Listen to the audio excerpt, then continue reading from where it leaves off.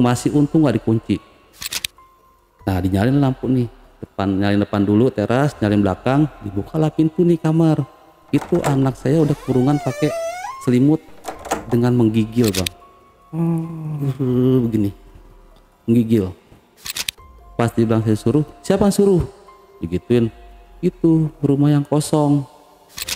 Jadi kalau dia lagi lewat nggak tahu arah pulang, ditarik bang, dijadiin anak buahnya dia. Oke.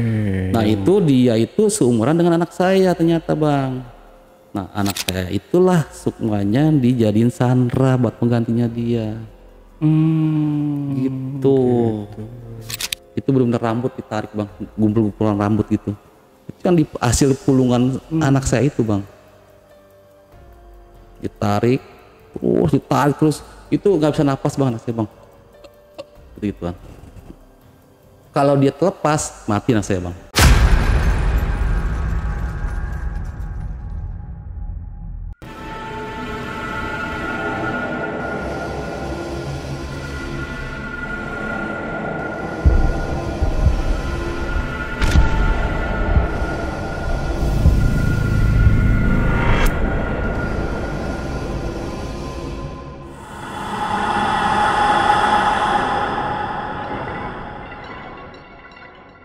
Assalamualaikum warahmatullahi wabarakatuh. Jumpa lagi dengan saya, Ale Jejak Backpacker. Tentunya dalam obrolan misteri Jejak Backpacker kali ini, kembali saya menghadirkan seorang narasumber yang pernah mengalami kejadian mistis. Seperti apa kejadian mistis yang dialami oleh narasumber kita pada malam hari ini? Langsung aja kita sapa narasumbernya. Assalamualaikum. Waalaikumsalam. Bang Jaka. Ya, Jaka Kelana. Jaka Tarup. Ya. Terima kasih nih Bang Jaka udah hadir di studio Jejak Backpacker. Sama-sama Bang Ali. Seneng banget ya saya kehadiran Bang Jaka di sini buat menceritakan pengalaman mistisnya ya. Siap. Nah, ini katanya kan ini yang mau diceritakan ini tentang sekte goib ya, atau sekte iblis lah kali ya. Iya betul. Oke, nah ini seperti apa nanti cerita yang mau diceritain oleh Bang Jaka ini? Bisa di-spill dulu aja. Ya, jadi gini Bang Ali. Jadi sukma anak saya itu disandra oleh sekte goib.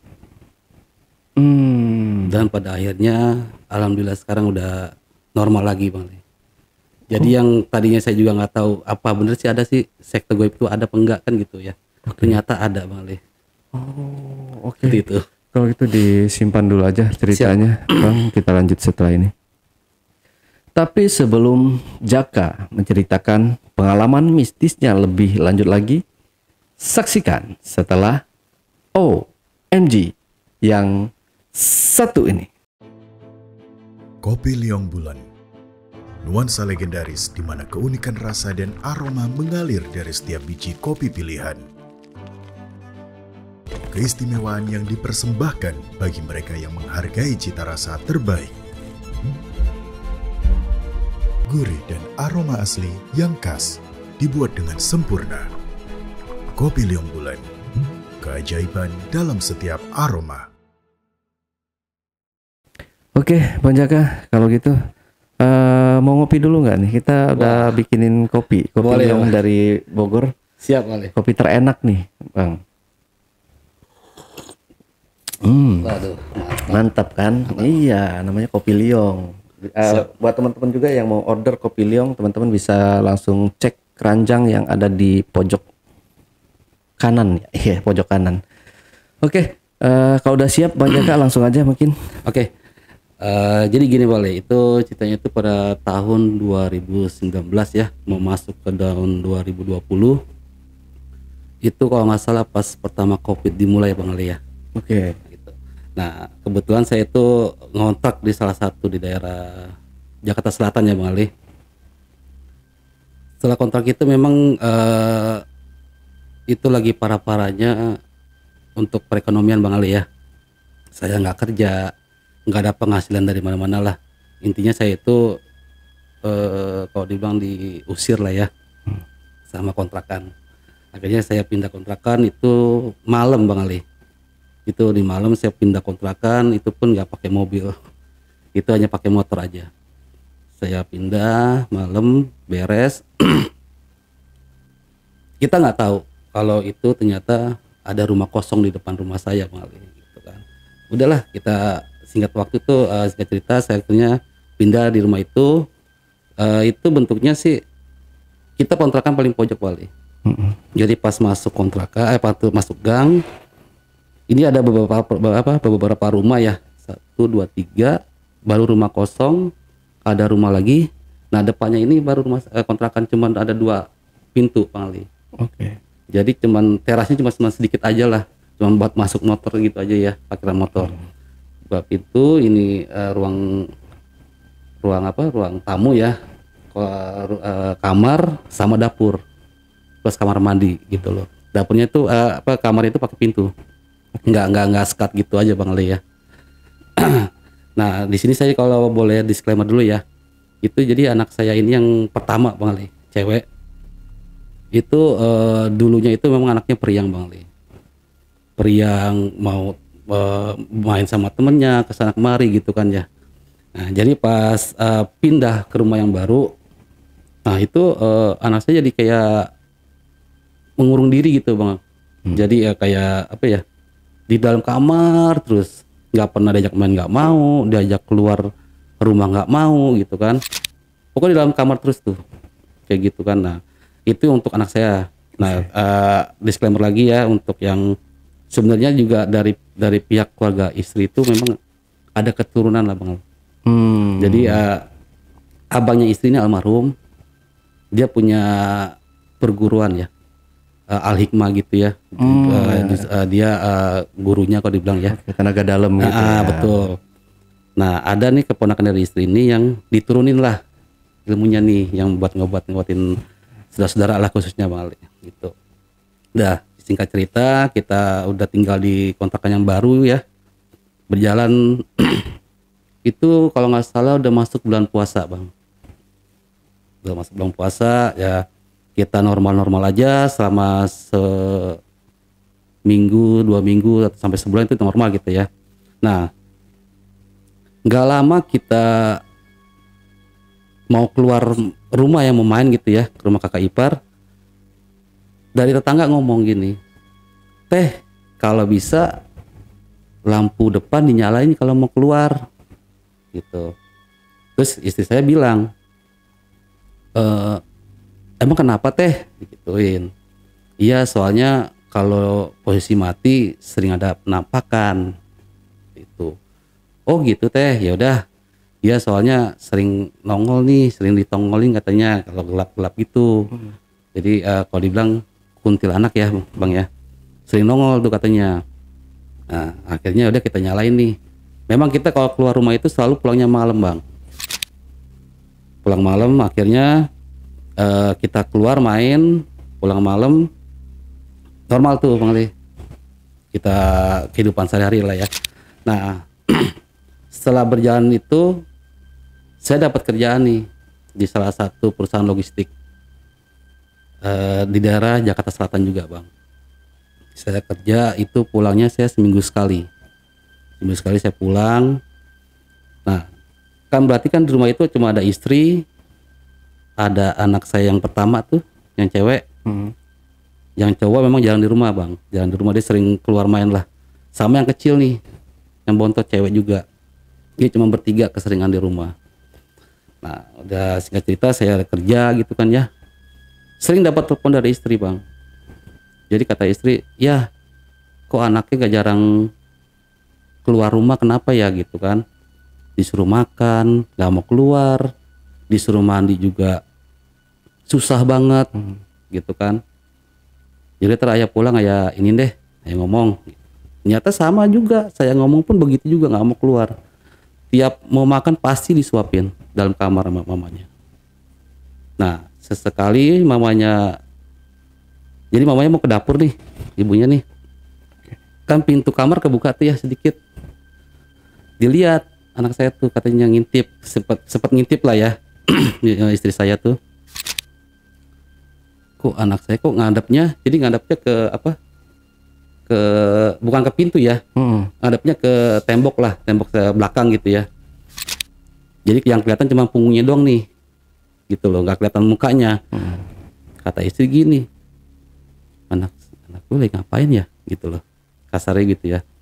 Ini anak lagi ngapain sih, kok cuma punggungnya doang kelihatan. Ada didiemin tuh sama istri tuh, ke dapur lah dia. Balik lagi ke depan, dicoba masuk nih, buka pintu, Kak lagi ngapain, gitu kan. Kata kakaknya diem aja tuh, tapi tangannya begini Bang Ali, begini terus nih. Ditanya, emang tangan kamu kenapa nak, sakit? Enggak, begitu nggak jawab, cuma gini doang, gak kepala doang. Begini terus nih tangannya. Kenapa tangannya? Coba mama lihat, gituin kan, lihat, buka, nggak ada apa-apa, gatel. Jadi nggak ada satu kata pun dari anak saya keluar, cuma giling-giling kepala aja. Kenapa? Cuman giling kepala aja cobanya anak saya tuh. Udah didiemin tuh, udah tuh, makan nak, gitu sama istri kan. Cuma ngangguk aja Bang Ali. Diambil makan, suapin, normal itu. Dia tuh nggak diheroin lah ya. Memang istri saya sempat nanya, ya kok si kakak berubah ya? Itu kan tadinya periang, terus sekarang malah mengurung diri terus di kamar gitu kan. Kalau saya berpikirannya gini Bang, mungkin karena ekonomi, saya bilang gitu kan. Ya kan mungkin dia anak pertama, jadi beban mungkin ya, seperti itu ya. Ya udahlah, cuekin itu udah normal lagi.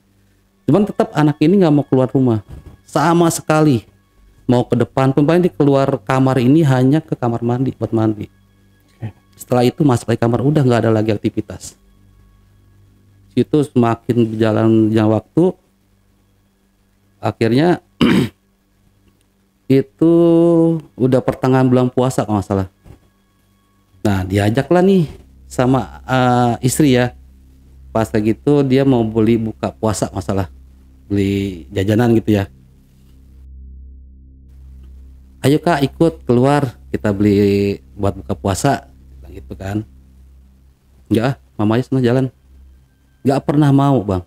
Tiap diajak kemana pun enggak pernah mau. Beneran ayo jalan, enggak. Akhirnya mamanya sama si kecil nih keluar. Sembari main ke rumah kakaknya nih, kan nggak jauh nih, jaraknya kurang lebih 500 meteran lah ya, jalan kaki tuh, karena kan memang kita nggak ada kendaraan, jalan kaki, main, pulanglah malam nih, istri dari rumah kakak ipar nih, disempet dibilangin gini, no anak lo kesian sendirian, pulang malam lo ntar anak lo belum buka gitu kan, buru-buru lah istri pulang, sampai ditungguin karena memang jalan masuk dari gang ke kontrakan itu gelap dan serem Bang. Jadi istri selalu kalau minta dipanterin pulang tuh selalu si kakaknya tuh selalu nungguin di depan. Kalau kita udah masuk kamar, masuk rumah, baru dia pulang jalan. Jadi nggak pernah berani jalan sendiri tuh, nggak pernah berani. Di atas jam 9 itu nggak ada yang berani. Itu kan udah tuh. Bener, ternyata pas dilihat tuh anak saya tuh jadi lampu gelap semua Bang, nggak dinyalain lampu semuanya. Udah gitu kan kamar anak saya kan memang nggak pernah terang, nggak pernah terang itu, nggak pernah dinyalain lampu di kamarnya dia, selalu gelap. Nah pada saat itu pas pulang habis belanja beli makanan buat buka puasa, itu lampu gelap semua Bang, gelap semuanya. Ada kak gitu kan, kok nggak nyautin, kata istri gitu. Kak dilihat kosong, kamar mandi kosong, di kamarnya kan ditutup tuh, tapi untungnya nggak dikunci Bang. Masih untung nggak dikunci. Nah dinyalin lampu nih depan, nyalin depan dulu teras, nyalin belakang, dibukalah pintu nih kamar.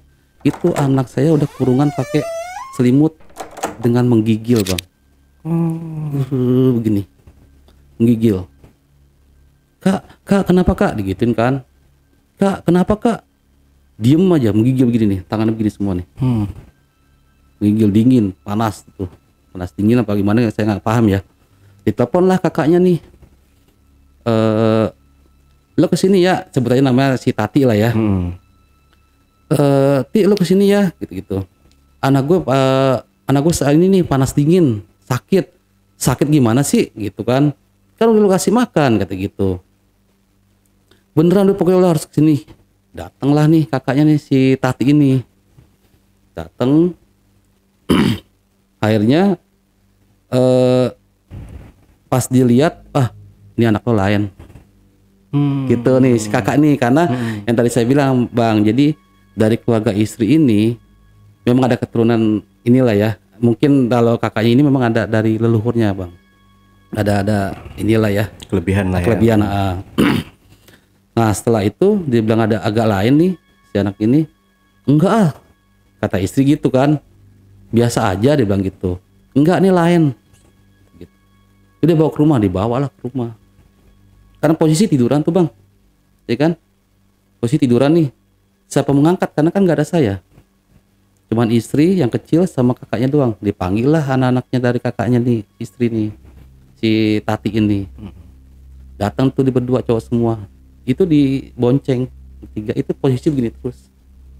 Ini nggak lepas ini nggak lepas Bang, nggak lepas, nggak bisa begini. Gini terus kan, dibawalah ke sana. Dibawa ke sana itu dia nggak mau masuk, maunya di pinggir di depan pintu gini nih, depan pintu gitu ya, nggak mau masuk. Kak sini, cuma geleng doang, nggak ada jawaban sama sekali. Kak sini. Akhirnya istri ngomong nih ke kakaknya si Tati ini, Tila tolonglah, coba sama lu bisa kali dipanggil gitu. Dipanggil lah, dideketin nih, ditanya sama kakaknya si Tati ini, kakak kenapa, digituin kan. Gak apa-apa, ada baru di situ ada omongan kebuka. Jujur aja sama tante, kan manggil tante ya, sama tante Tati, jujur sama tante Tati dia bilang gitu. Ya nggak apa-apa, enggak, tante lihat kamu beda. Nah disitulah kejadian awal yang benar-benar udah ini ya, itu dia tiba-tiba langsung ketawa cekikan. Itu kan maaf ya, kuntilanak mungkin kalah serem sama dia, kalah garing, kalah kenceng, kalah apalah, itu yang benar-benar menyeramkan itu suaranya kayak gitu Bang.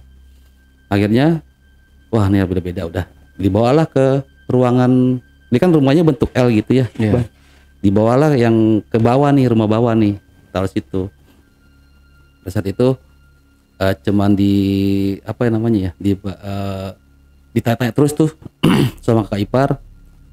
Nggak lama dia udah tuh sadar diri, normal tuh di situ tuh. Bawa lagi lah pulang kita tuh, setelah dari normal itu ya Bang ya, kita bawa pulang lagi nih, normal lagi tuh Bang. Normal, dari kan itu udah normal lagi, diajak ngomong mau gitu kan. Nah sampai rumah itu begitu lagi Bang, nggak mau keluar kamar, di dalam terus, nggak mau yang namanya keluar kamar. Keluar kamar hanya ke kamar mandi. Nah setelah berikutnya itu ya, itu 3 hari berikutnya kalau nggak salah itu Kang, Bang, itu istri nyuruh dia mandi di pas mau asar, setelah asar kalau nggak salah. Setelah asar suruh mandi, Kak mandi, diem aja tuh sampai 3 kali, Kak mandi, diem aja. Mamanya mungkin kesel kali ya, Kak mandi kenapa, udah sore ya, itu doang jawabnya. Iya. Gak lama dia keluar lah tuh Bang, keluar kamar mandi. Mamanya lihat ke kamar mandi, mamanya lagi nyuapin adiknya yang kecil. Kata mamanya, kok setengah jam gak keluar-keluar ya dari kamar mandi. Akhirnya si mamanya ini inisiatif nih ke dapur, kan karena kan dapur ini kan sebelahnya kamar mandi gitu Bang Ale. Tempat cuci piring gitu kan, ditaruh dia ke wastafel. Dia denger suara anak saya tuh kayak ngomong gini, udah lu sono, ngapain sih ikutin gue mulu. Oh, kayak ngobrol sama. Iya, jadi anak saya itu memang kalau dibilang ada kelebihannya Bang ya. Jadi dia bisa komunikasi dengan makhluk gaib. Mohon maaf, tadi udah sebutin umurnya belum ya? Oh belum ya. Belum. Umur berapa anak? Itu di SMP kelas 3 pada saat ujian ya, Masa itu kurang lebih 15 umur ya. 15-16 ya, kayak gitu. Nah, didengar kayak gitu ya, udah lo sono deh, ngapain sih ikutin gue mulu? Sono nggak? Gitu. Mamanya denger tuh nguping di di pintu kamar mandi, denger gitu kan. Pas gitu mamanya langsung baik lagi nih nyampetin anaknya kan. Terus dia baik lagi. Kok mandi nggak ada siram-siraman air kan? Biasanya kalau kita mandi kan bunyi air gitu ya, Bang ya, biur gitu ya. Udah nggak ada gitu loh. Diem mamanya di situ kan, sampai belum dia selesai. Itu kurang lebih 1 jam Bang kalau mandi. Dia cuma ngobrol doang. Gak ada bunyi siraman air, gak ada. Yang ada kok cuma ngobrol doang. Udah lah sono, ngapain sih ikutin gue mulu? Gitu. Nah udah tuh, singkat cerita dia udah selesai mandi, masuk kamar. Nah disinilah kejadian dimana dia itu ngasih apa ya, foto dia, apa namanya, pakaian dalam dia nih, CD sama beranya itu dikasih lah. Secara ini goib ya Bang. Oke. Itu dikasih Bang ternyata sama yang dia suka begini nih. Oh. Ternyata dia memang udah ngasih foto, foto dia yang masih lagi SMP tuh ya, kelas 2 apa kelas 1 itu saya lupa. Foto sama pakaian dalam. Udah tuh.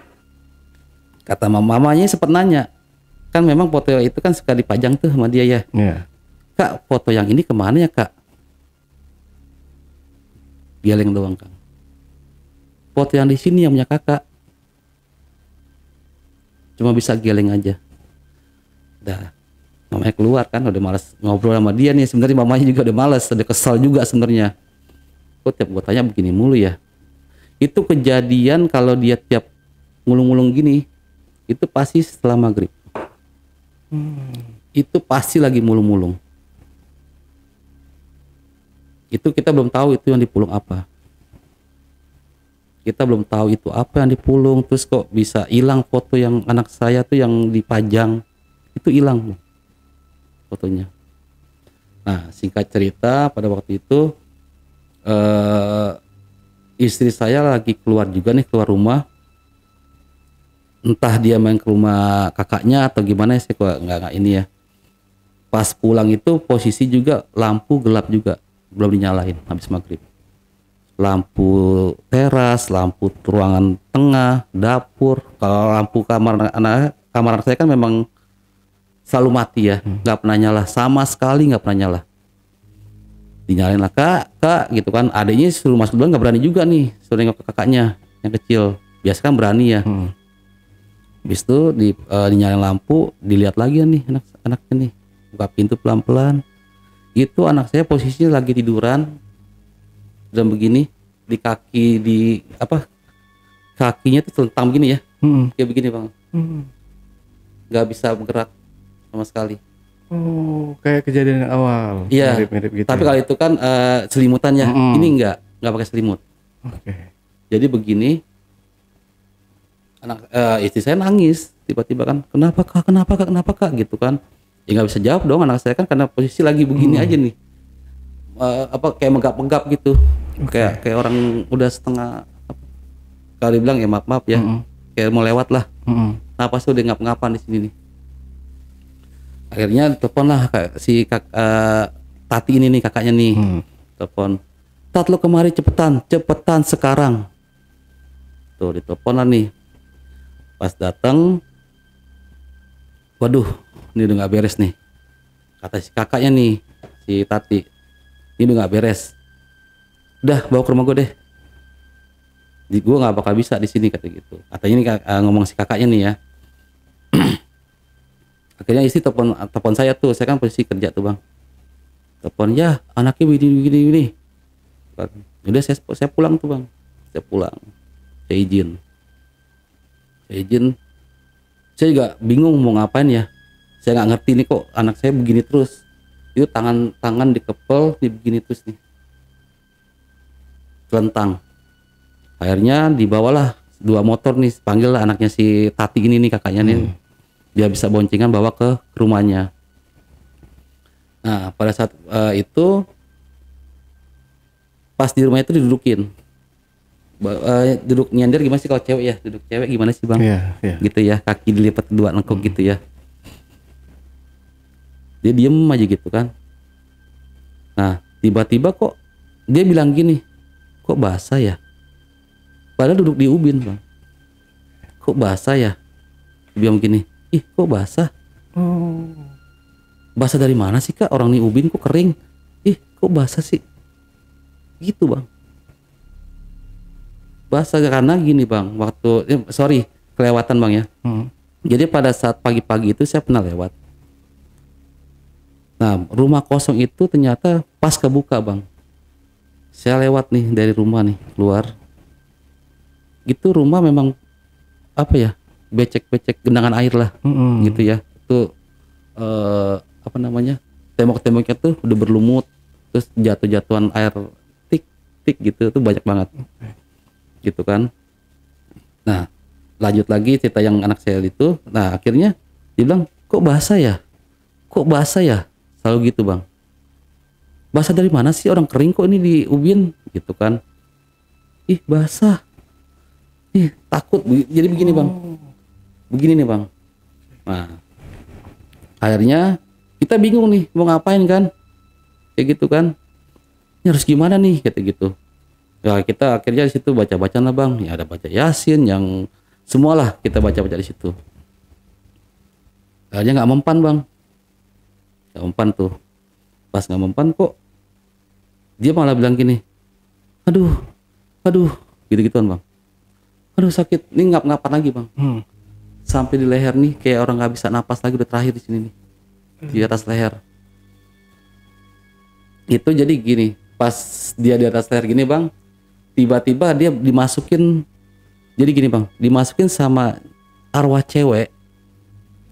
Ya, jadi arwah cewek ini bang, dia tuh kayak nyasar ya, katanya nih cerita si cewek ini yang masukin, dia udah meninggal tapi nggak tahu pulang. Nah ditariklah sama penghuni rumah yang kosong itu nih cewek, gitu, ditariklah sama dia nih. Akhirnya masukkan ke anak saya tuh. Nah akhirnya disitulah baru kebuka bang ceritanya. Nah ditanya-tanya sama kita kan, akhirnya kan, lu siapa, digituin. Dia nggak sebutin nama saya. Dia bilang pokoknya saya cewek gitu kan, saya meninggal, dia bilang gitu. Dia nggak tahu, saya nggak tahu arah pulang, katanya gitu kan. Saya tiba-tiba ditarik sama dia, saya juga takut, digituin bang. Saya juga takut nih, saya jadi merinding nih. Bentar bang.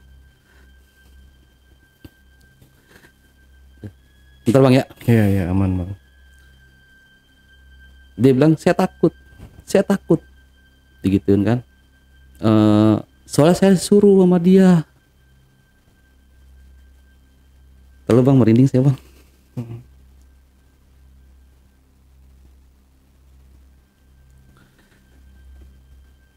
Saya disuruh sama dia bilang gitu kan.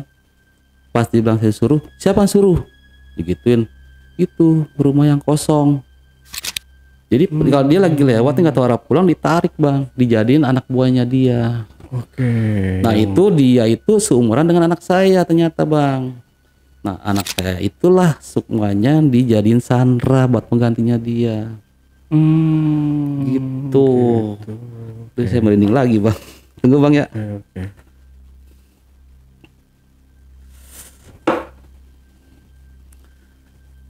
Nah setelah itu dia bilang gini, iya anak ibu soalnya katanya udah ngasih foto ke dia, udah ngasih foto sama pakaian dalamnya, udah dipajang di sana.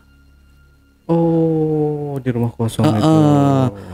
Terus kenapa anak ibu sering begini? Nah itu ternyata rambut bang yang dipulung-pulung. Oh itu tiap malam. Duh merinding lagi saya nih. Astagfirullahaladzim. Maaf ya bang. Aman.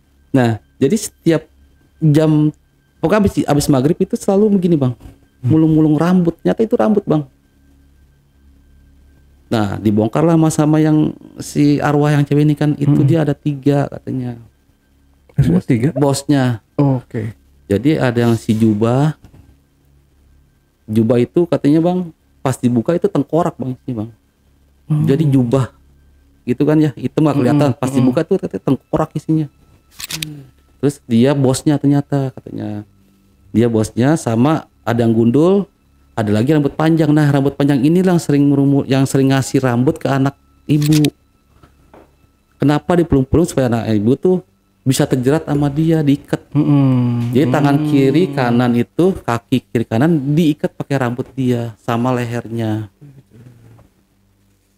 Gitu bang. Itu aduh, kita nggak tahu ya bang ya, kita mau ngomong gimana lagi nih.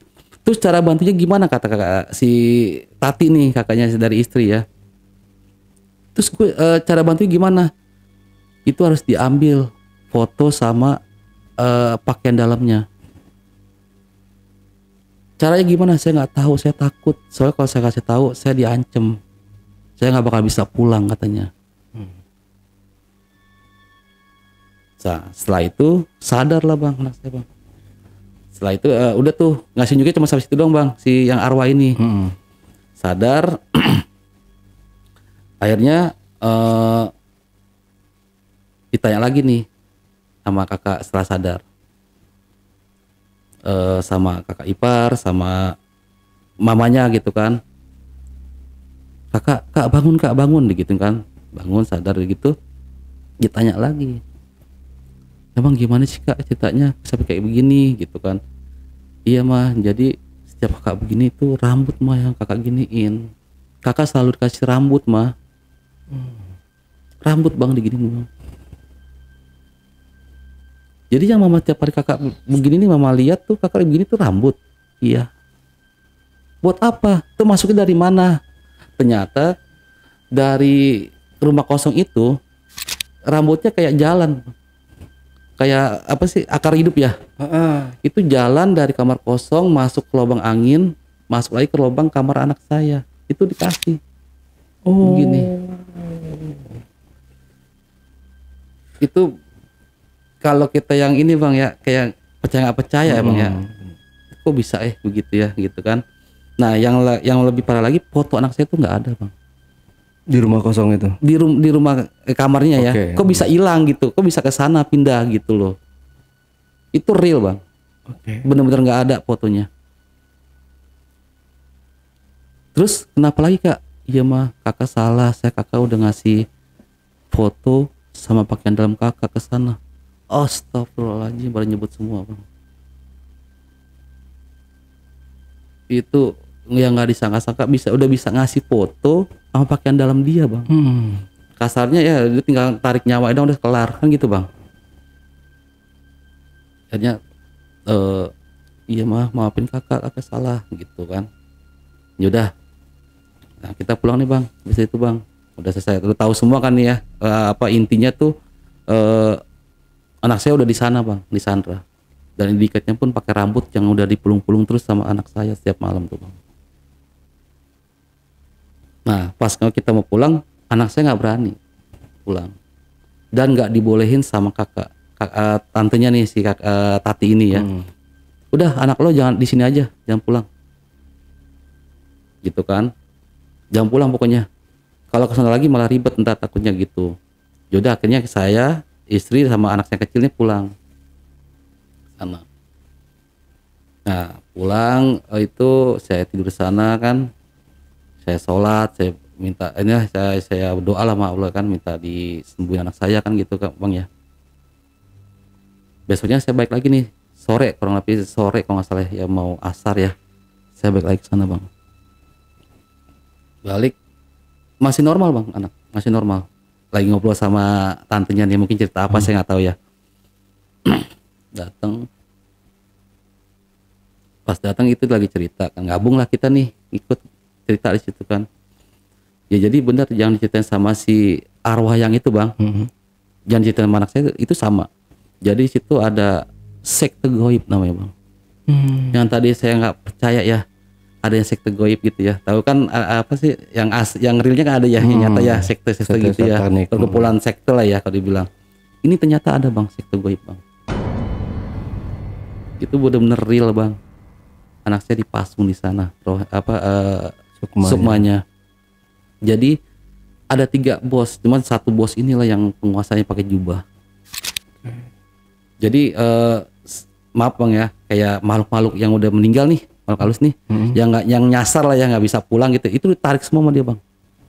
Jadi anak buahnya dia. Jadi rumah itu benar-benar ngumpul, itu mau jenis apapun situ ada bang. Itu katanya paling banyak kuntilanak itu paling banyak. Nah itulah yang sering kata nampakin diri bang, kata warga setempat. Kuntilanak itu makanya kan dibilang kan pernah saya cerita tuh, saya udah infoin ya.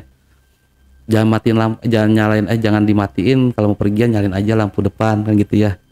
Nah itu ternyata sering nampakin kalau kita gelap bang, si kuntilanak ini. Dan dia pun bukan yang putih bang, kuntilanaknya yang merah. Oh yang merah. Itu yang benar-benar serem bang. Iya. Itu parah itu katanya. Cuman dari pihak warga setempat bang, dia nggak pernah ngasih tahu, atau memang orang lain nggak boleh tahu tuh gimana, saya nggak paham bang ya. Kita flashback dulu nih bang ke belakangnya. Apa memang dia nggak mau ngasih tahu? Mungkin kalau dikasih tahu takutnya nggak ada ngontak nih bang, gitu loh bang. Iya. Pada takut mungkin ya kalau kasih tahu, mungkin itu bang. Jadi kita nggak tahu kalau rumah kosong itu ternyata ada sekte goibnya bang. Itu kejadiannya benar-benar di luar nalar bang ya, kalau dibilang. Oke, nah singkat cerita nih bang ya. Akhirnya kita ke situ nih, udah kan sore tuh habis asar ya. Lagi ngobrol. Tiba-tiba bang anak saya menggigil dan tangannya begini bang, nggak bisa lepas bang, begini terus. Oke. Itu kayak diikat sama tali ya. Iya. Cuma itu bukan tali, ternyata rambut yang itu yang saya bilang itu bang, itu diikat begini bang, nggak bisa lepas. Mau ditarik, kitanya normal nih bang ya, kita tarik nggak bisa bang, nggak bisa lepas, sama sekali nggak bisa lepas bang. Kita baca-bacaan tetap nggak bisa lepas. Duh gimana nih, kata istri kan, itu gimana, udah telepon si Ucok aja. Kita ini bang namanya kita samarin ya, telepon si Ucok aja. Teleponlah si Ucok yang tadi saya bilang bang. Jadi ada perguruan nih di keluarganya kan, yang gurunya itu kan abangnya dari istri, dan nurunin ke keponakannya ini bang, yang tadi saya bilang tuh, dia punya inilah turun ilmunya lah gitu ya. Ditelepon lah bang, tadi dia telepon biasa, Cok ditolongin dong si kakak begini gitu kan. Dia bilang gini, udah video call aja. Di video call lah bang, ini posisi anak saya lagi tiduran, ini begini bang, begini kan, tiduran, video call, kasih lihat mukanya begini nih. Astagfirullahaladzim, sampai nyebut gitu bang. Ponakannya si istri ini ya, si Ucok ini. Tunggu, jadi matiin. Gitu. Akhirnya si Ucok ini akhirnya kita nggak tahu bang ya secara goibnya ya. Itu tiba-tiba dia gini nyebut, kan namanya di loudspeaker kan kedengeran bang ya. Astagfirullahaladzim, Allahu Akbar, gitu kan. Ternyata dia masuk ke sana bang. Si ponakan istri ini, si Ucok ini tiba-tiba dia masuk ke kamar kosong sana bang, nyamperin. Oke. Ini mungkin secara goibnya bang ya mungkin ya. Itu dia masuk ke sana bang. Itu ngelihat anak saya lagi tentang gini bang, diikat sama rambut yang dipelung-pelung itu sampai leher, dan di dalam tubuhnya tuh udah rambut semua bang. Udah nempel-nempel rambut semua. Nempel semua rambutnya katanya. Nah posisi ini begini, telentang di atas meja ya. Ya kayak gini lah, cuma agak kecil ya bang ya. Itu cuma buat ya ukuran orang-orang kecil lah mungkin ya. Itu tentang begini diikat sama rambut dari kaki kiri kanan, tangan kanan kiri sama leher. Kayak ini ya, jadi kayak mau dipersembahkan gitu. Iya betul. Ya karena memang udah itu memang udah persembahan dia bang. Harusnya bang udah kalau dibilang udah fix lah ya, karena kan udah dikasih foto, dikasih pakaian dalamnya gitu loh. Itu akhirnya dia ngomong nih, tante gimana sih kok anaknya bisa sampai begini gitu kan, si kakak gitu. Iya cok, tante juga nggak tahu gini. Ini Sukmanya udah ditahan, disandra sama sekte goib. Astagfirullahaladzim. Aduh, kita udah pasrah bang. Jangan di dalam rumah kakak ipar saya itu udah pasrah. Gimana ini caranya? Tolongin cok, tolongin. Yaudah, nggak usah pakai apa namanya dibilang, nggak usah rusuh di situ ya, nggak usah dibikin apa namanya, nggak usah panik gitu maksudnya ya. Bantu doa aja, istighfar di situ. Kita istighfar bang, disuruh kan. Istighfar, baca-bacaan. Nah dia ya kakak keponakannya dari istri nih dari jauh bang ngobatin bang. Dia ternyata nyampe ke rumah kosong itu ya secara goibnya bang ini. Ayo kakak bisa lepas sendiri. Abang kan manggil abang ya kata dia. Abang bantu lawan dia nih kita gitu. Yang 3 ini nih bang. Dibuka. Anak saya posisi gini bang. Allahu Akbar, tarik. Buak. Lepas bang. 1 nih tangan kiri. Pas 1. Ayo kak bisa. Kakak pasti bisa digituin kan. Karena yang di ponakan istri nih ngelawan yang ini kan, ngalangin lah biar anak saya itu bisa ngebuka sendiri nih. Buka 1 bang, dibuka lagi tangan kanan nih, bisa. Mama tolongin kakak, ngomong gitu bang anak saya. Tolongin kakak, tolong. Ayo kakak pasti bisa, Lalu bang merinding gue bang. Oke.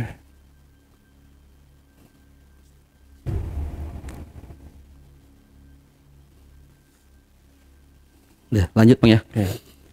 Itu pas kebuka nggak lama cuma hitungan menit ya, 2 menitan itu kepasung lagi bang, blok aja, ditarik lagi tangannya.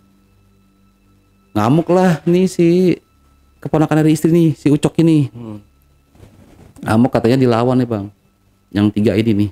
Tapi yang jubahnya katanya belum nongol, baru si botak sama si rambut panjang itu loh bang, yang anak saya sering mulin rambutnya tuh, baru 2 ini yang nongol bang, dilawan. Nah itu memang kan kita nggak ngeliat bang ya lawannya kayak gimana ya. Nah tiba-tiba kata si siapa keponakan nih, ayo kak bisa buka sendiri, coba lagi. Disuruh baca istighfarnya dari abangnya ya, apa gurunya ya. Buka, lepas bang 1 nih, lepas lagi 1 lagi. Bisa nih bang tangan dua-duanya lepas. Ayo kak pasti bisa. Mama tolongin kakak gitu kan. Ayo kak kamu bisa, pasti bisa. Buka kakinya, lepas bang, alhamdulillah bang. Lepas akhirnya sadar anak saya, kata ponakan, udah kan, udah bisa kan kakak? Udah bang, udah. Alhamdulillah tuh bang. Tapi nggak nyampe di situ doang bang. Masih ada lagi. Saya pikir udah dong kelar, ya kan? Alhamdulillah katakan udah bisa. Ya udah, kalau ada apa lagi telepon. Kata si ponakan nih, dari lanjut bang jalan pulang. Udah tuh. Itu jam kurang lebih jam 8 jam 9 bang ya, baru kelar tuh bang, malam. Nah, udah sadar tuh bang, kita udah alhamdulillah dong, udah bisa bangun, masih minum. Iya mah kakak, sudah selesai katanya nih. Diikat lagi. Kakak pasti bisa, katanya dengar omongan mama nih katanya kan, dengar omongan katanya di kuping tuh, bisa pas. Tapi nggak nyampe di situ bang. Kenapa? Karena foto sama pakaian dalam anak saya masih di situ bang, belum keambil. Bang.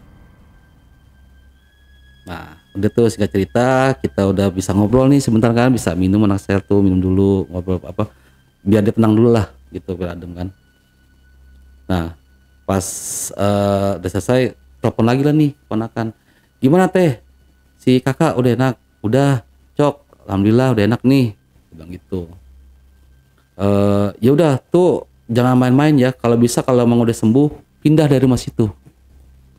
Itu rumah kosong adalah sekte goib. Astagfirullahaladzim bang, kita nggak nyangka bang, itu ternyata rumah kosong itu adalah sekte goib. Kita nggak nyangka. Dan penduduk setempatnya pun gak ada info bang, gak info sama sekali. Karena mungkin nggak tahu mereka ya. Entah mereka nggak tahu, entah mereka nutupin bang. Karena kalau mungkin ya, kalau menurut saya kalau dia ngasih tahu mungkin kontrakan 2 ini nggak bakal laku bang. Ya kan? Nah, setelah udah selesai nih, kan udah disembuhin sama keponakannya. Nah, udah ngobrol, udah bisa ngobrol lah anak saya lah ya. Tiba-tiba bang, ada lagi bang. Itu anak saya duduk ya. Tuh merinding lagi, belum ceritain nih. Bentar bang.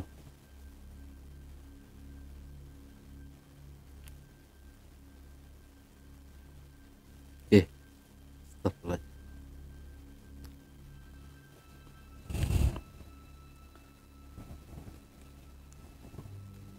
Oke, lanjut bang ya.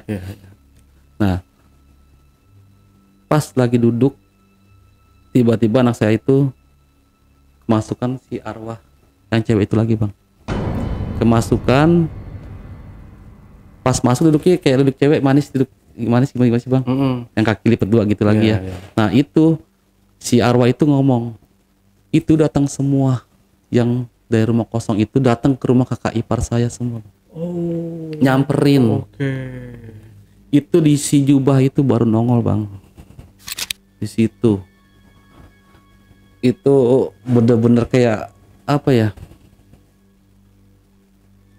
Kayak perang ini gimana sih bang? Kalau kita secara nyata bang ya.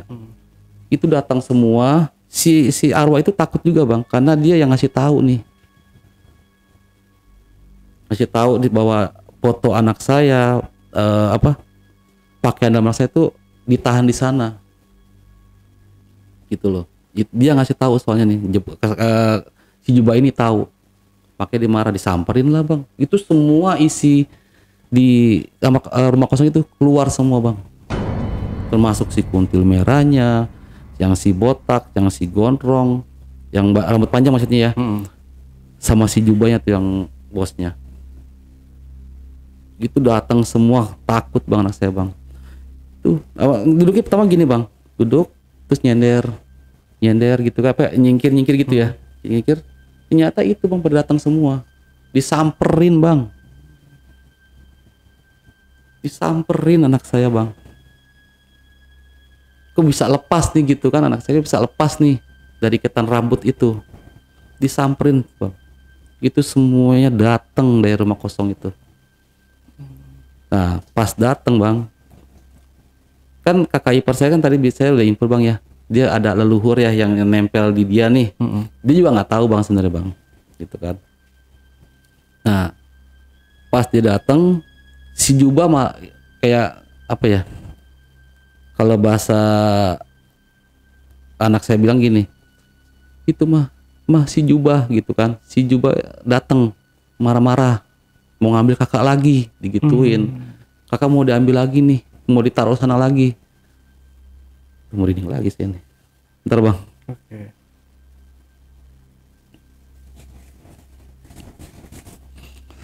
Stop lagi. Oke lanjut bang ya. Aduh kalau bang.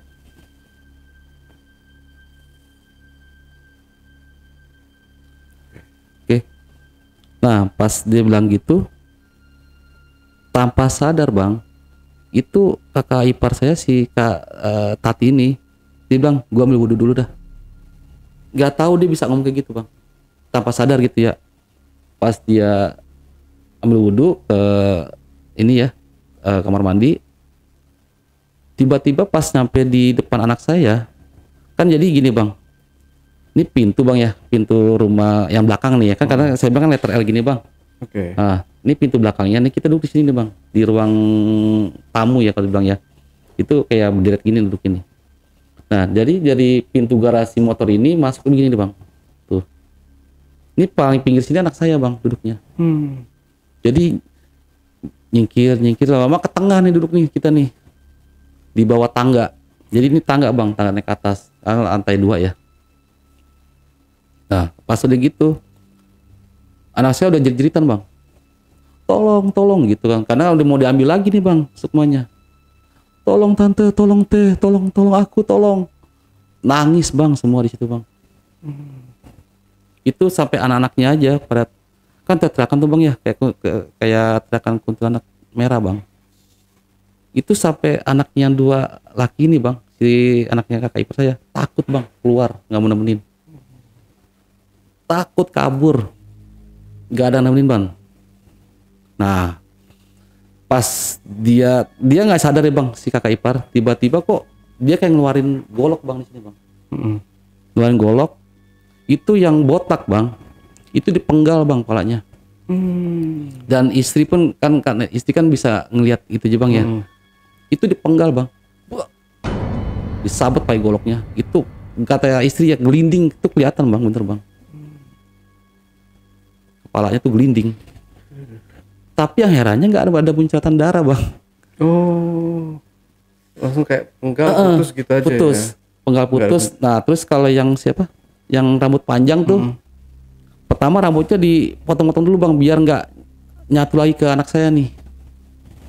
Rambutnya dipotong, baru palanya penggal lagi, bang aja. Terus terakhir si Juba. Nah si Juba ini sempet ngelawan, ya kan? Pas sempet ngelawan itu dia bingung bang, kayak orang bingung gimana sih? Lah kok ada orangnya? Gitu loh bang. Karena kan teman tengkorak doang nih. Iya. Nah pas mau dilawan itu dia ngilang bang si Juba. Juba ngilang, dia ternyata balik lagi ke rumah kosong itu. Karena yang 2 ini udah kalah. Itu benar-benar dipenggal bang. Istri saya ngelihat bang. Mungkin kalau saya bisa ngelihat juga ya, saya bisa bilang, bisa ngeyakinin lah gitu ya. Itu benar-benar real bang. Kata istri saya itu benar-benar kepenggal. Oke, pas udah penggal kabur tuh si Jubanya, dia bilang, tolong diambil foto sama pakaian dalamnya. Gimana caranya? Tolong bantu saya, dia bilang gitu kan. Tolong bantu ambilkan foto itu, ada di mana aja. Saya takut soalnya si Juba masih ngancam saya. Kata lagi sini. Si Juba masih ngancam saya, dia bilang gitu. Karena kan si Juba kan baik lagi tuh bang, kamar kosong kan, ke rumah kosong itu. Yang 2 doang nih udah nggak ada. Saya takut. Ada di mana? Itu dipajang di depan di temboknya dia, dideretin tuh bang. Ambil, saya takut bu, katanya gitu. Saya takut, karena saya diancem. Ambil, saya bilang, sama saya, gitu. Nah, tangannya si anak saya kan kemasukan dia tuh bang, dipegang nih sama kakak ipar nih, pegang. Di mana? Ambil, gitu loh. Diambil tuh satu tuh pertama fotonya, dapat plek aja. Di mana lagi? Cadangnya di mana lagi? Di situ ada, ambil. Diambil lagi bang, dianterin tuh. Ambil dalamnya. Diambil lagi. Mana lagi? Di situ ada. Diambil lagi tuh beranya gitu ya. Ambil. Udah kumpul semua, udah kelar bang. Pada saat itu pas udah ngumpul, didatengin lah si Juba ini sama kakak ipar nih ke sana. Itu udah acak-acak bang di sana bang. Tapi Jubanya nggak mati. Nggak dipenggal, nggak kena. Karena dia ngilang, nggak ada di situ. Nah, udah tuh bang, udah selesai itu ya, kemarin itu ternyata masih ada lagi bang. Itu masih ada rambutnya di dalam tubuh anak saya bang. Itu harus dikeluarin. Kalau nggak dia tetap nyambung ke sana. Akhirnya dia duduk. Ya saya nggak tahu ya. Akhirnya diri lagi, pas duduk berdoa-doa gitu, diri lagi, tarik bang itu rambut dari mulutnya nih. Itu semua badan anak saya tuh penuh sama rambut bang. Ditarik tuh rambut dari mulut ya. Bismillahirrahmanirrahim, tarik gitu. Itu panjang bang. Itu istri saya ngeliat. Itu benar-benar rambut ditarik bang, gumpul-gumpulan rambut gitu. Itu kan hasil pulungan anak saya itu bang. Ditarik terus, itu nggak bisa napas bang anak saya bang. Gitu kan. Kalau dia terlepas, mati anak saya bang. Katanya nggak boleh lepas nariknya. Lepas aja, mati anak saya. Itu kita, istri udah nangis. Yang 2 anak yang cowok itu kabur, nggak berani ngelihat bang, ketakutan. Itu pasti tarik terakhir bang, itu susah bang, kayak macet gimana sih bang? Kayak tali kesangkut apa gitu ya, itu macet bang. Anak tadi gitu-gituan bang. Wah kita udah istighfar bang sama bang, udah baca-bacaan itu situ. Ya Allah tolong ya Allah, saya bilang gitu kan. Sembuhin anak saya dari hal goib, saya bilang gitu. Itu ditarik bang, bismillahirrahmanirrahim. Tarik lepas, alhamdulillah bang, bisa lepas bang. Itu soal dia bilang kalau ini macet nggak bisa ketarik, mati. Alhamdulillah bang bisa lepas. Itu lega bang kita bang, sebagai orang tua bang ya, namanya anak cewek kan gitu ya. Udah lepas, udah bang. Akhirnya tuh anak kayak telentang gimana sih bang? Udah gak bisa napas soalnya. Gak bisa napas bang. Karena pas terakhir kan nyangkut bang. Ini aku gak bisa napas sama sekali. Udah tarik. Ternyata kenapa sih kok masih nyangkut? Ya itu bang, karena foto sama pakaian dalam anak saya tuh masih di situ bang. Makanya nggak bisa selesai. Akhirnya ya udah tarik tuh. Nah akhirnya si arwah yang cewek ini bang, yang saya bilang tadi itu, yang dia arwahnya nggak bisa pulang gitu ya. Akhirnya dianterin tuh bang. Akhirnya dia bebas. Yang diajak ngobrol di kamar mandi itu. Betul. Nah dianterin sama kakak ipar saya nih. Udah, lo bisa bebas sekarang. Akhirnya pas dia keluar dari tubuh anak saya tuh, udah keluar, anak saya langsung pingsan, saya sadarin. Dia kayak orang ketakutan bang, kayak depresi gimana sih bang? Ngerasain takut, ngerasain segala macam lah udahlah. Karena ini mulutnya udah diisi rambut semua. Nah pas pembersihan rambutnya tuh bang lama juga bang. Bersihin dari karena nempel bang, udah nempel. Karena udah mau sebulan bang itu. Nempel rambut-rambutnya itu. Terus bersihin. Akhirnya bersih bang, alhamdulillah. Nah kata ada keponakan dari istri kan, si Ucok itu, kalau udah selesai pindah rumah. Pindah ke kontrakan gitu bang ya. Akhirnya kita pindah. Dan pas saat pindah pun anak saya nggak mau ikut bang. Kayak trauma jadi ke situ. Gitu. Memang bang, kalau kita lewat kan bisa masuk dua gang gini bang ya. Baru nih rumah kita gini ya bentuknya. Kalau kita lewat sini di gang yang sini bang, itu pas ada pohon gede bang. Kalau kita udah lewatin itu bang, kayak anyep bang jalanannya bang. Jadi kalau lewat yang sini kagak. Beda ya. Beda bang. Kalau kita lewat yang sini nih, itu anyep bang. Kalau nyampe pohon gede ini sampai ke gang saya tuh sampai masuk rumah anyep pohonnya. Tapi setelah itu udah tuntas tuh. Alhamdulillah bang, tuntas bang. Dan si arwah cewek itu juga bisa pulang bang. Nggak masuk ke ruangan rumah kosong itu lagi. Oke. Kayak gitu bang. Udah, berarti ini lebih mirip ya antara sekte gaib sama kayak mungkin pasar setan atau perkampungan setan gitu ya kali ya. Tapi beda sih bang. Kalau ya? perkampungan setan kan lebih apa ya? Lebih ramai bang ya. Kayak pasar malam jatuhnya kan gitu-gitu ya. Betul. Ini enggak bang. Benar-benar sekte gaib yang ada bosnya gitu bang. Dan si Juba itulah bosnya bang. Itu kalau saya ingat itu bang, kita pasti takut bang.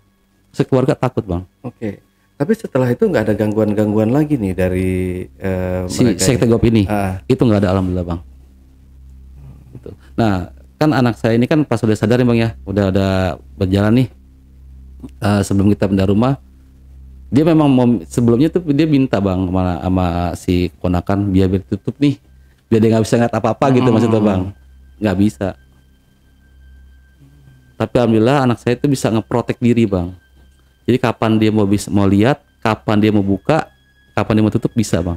Oh oke. Enak ya kayak alhamdulillah gitu. Bang bisa.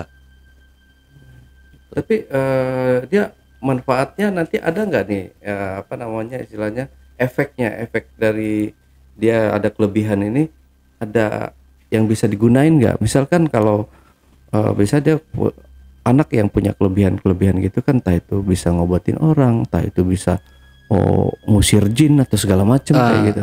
Memang sebelum adanya dia ditahan sekte itu ya, dia memang udah bisa bang.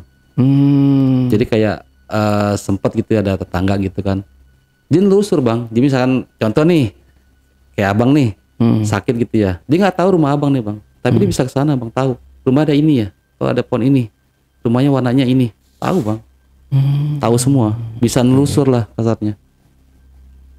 Dulu istri saya bisa gitu bang. Bisa nelusurin. Jadi abang ngomong apa nih, dia bisa langsung nelusur ke sana bang. Datang di sana pun bisa. Nah ya anak saya ya alhamdulillahnya bisa ngeprotek bang. Kapan dia mau buka, kapan dia tutup bisa bang. Gitu. Jadi inti cerita itu ya apa sukma saya itu ditahan oleh sama mereka ya. Nah akhirnya ya lepas alhamdulillah bang. Alhamdulillah. Ya, setelah itu ya. Nah di rumah baru ini udah nggak ada gangguan-gangguan lagi bang ya? Masih bang. Oh masih. Masih banyak. Oke mungkin next cerita ya kita bakal kupas lagi ya. Siap bang. Kelanjutannya ini. Oke dari sini Bang Jaka ada yang mau disampaikan lagi nggak nih sebelum kita akhiri? Ya kalau saya pribadi untuk penonton dari Jejak BPKR bang ya. Ya memang kita percaya bang adanya dua hal gaib ini bang. Ada dua kehidupan lah, nyata dan gaib. Tetap kita harus ya bang lah mendekatkan diri kepada Yang Maha Kuasa bang. Itu aja bang. Biar jauh dari segala inian lah makhluk gaib yang apa namanya yang mengganggu ya. Gitu bang. Oke inti dari cerita ini ya dari teman-teman mungkin ada mereka ini karangan ini hanya cari sensasi atau ini settingan, itu banyak kan dari teman-teman. Jadi teman-teman menanggapinya seperti apapun bebas, silahkan gitu, mau percaya mau enggak, ini benar yang terjadi yang dialami oleh narasumber kita gitu. Nah tapi ini real bang, ini real. Kalau kita bisa ngekspor ke sana, saya mungkin ajak abang. Ya. Tapi memang nggak bisa dari pihak keluarga ya. Iya betul. Kalau saya sih ya percaya aja bang. Cuma nih saya cuma meluruskan ke teman-teman nih, nanti biar komentarnya ada yang komentar begini gitu bang ya. Harap di ini apa namanya membaca komentarnya nanti abaikan aja dari teman-teman tuh pasti ya banyak yang miring lah gitu bang ya. Tadi juga saya bang anak saya mau bawa kemari bang biar langsung anaknya yang cerita kan. Iya. Cuma kan anaknya introvert bang. Oke ya teman-teman ya bagi yang percaya silakan, bagi yang nggak percaya anggap aja hiburan ya teman-teman. Oke itu aja tadi obrolan saya bareng Bang Jaka. Jangan lupa untuk selalu support channel YouTube Jejak BPKR dan channel YouTube Ale Jejak BPKR. Buat teman-teman juga yang punya pengalaman menarik dan ingin bercerita langsung di studio Jejak BPKR, teman-teman dapat menghubungi admin melalui nomor WhatsApp di 0858 47683 atau di 0852 1234 5683. Wassalamualaikum warahmatullahi wabarakatuh. Waalaikumsalam. Oke, Bang Jaka, terima kasih buat ceritanya, luar biasa sih ceritanya. Saya juga tadi namanya saya karena udah biasa mungkin merinding gitu, tapi nggak saya bilang. Oke, Bang Jaka sekali lagi terima kasih. Ya, silakan kita ngopi lagi. Siap. Sampai jumpa.